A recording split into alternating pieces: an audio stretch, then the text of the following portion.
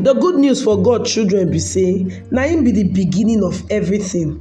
Everything na him make am, and na him dey control everything.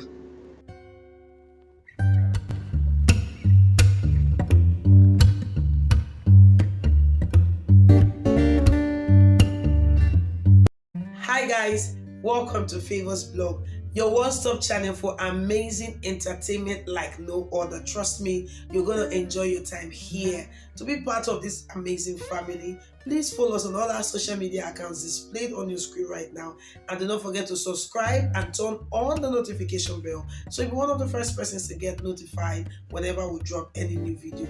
Also, do not forget to like our videos and of course share them across your social media handles so that your friends and family would also be part of this amazing family here on Favors Blog. Now let's dive right in to what we have.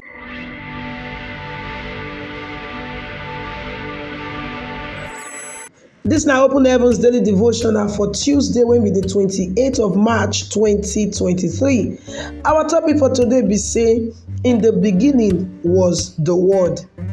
Our Bible reading, they come from the book of John, chapter 1, from verse 1, go reach verse 10. And our memory verse, they come from the book of John, chapter 1, verse 1, where it talks saying, for beginning time, the Word dey there. The Word dey with God, and the Word na God.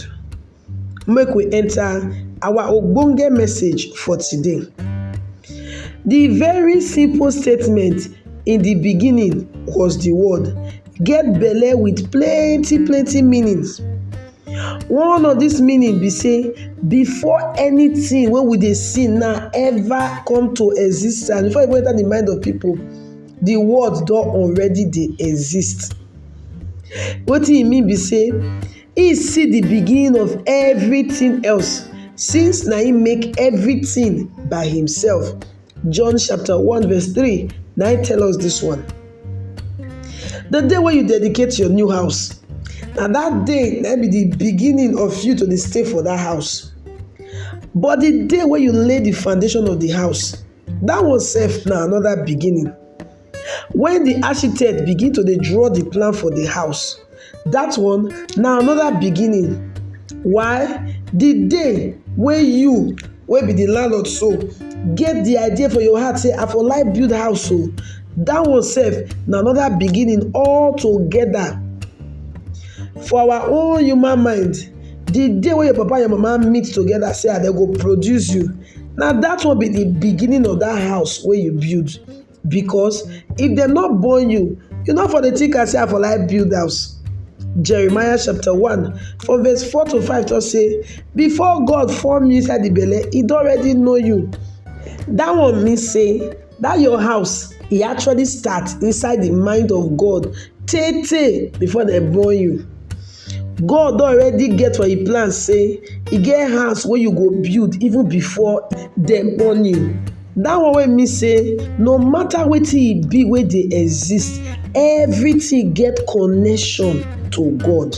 And this one na good news for God children, because na him be the beginning of everything and na him make everything. That means say na him dey control everything and na him be the Word. Therefore, when you simply talk the word of God into anything wey you dey go through, you go get power over that thing. You go begin control that thing.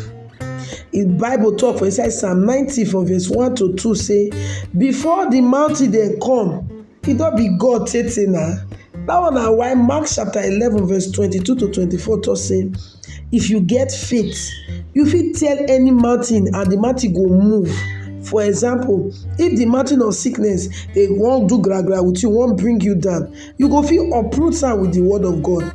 Inside Isaiah chapter 53 verse 5, the Bible talk say, by the stripes of Jesus, you dey healed. So you fit use that word to uproot the mountain of sickness. If na mountain of failure, then you go uproot am with the word of God wey dey for inside Deuteronomy chapter 28 verse 13, wey tell you say, you go be the head and you no go be the tail. If na mountain of poverty dey threa ten you, that one na simple matter na.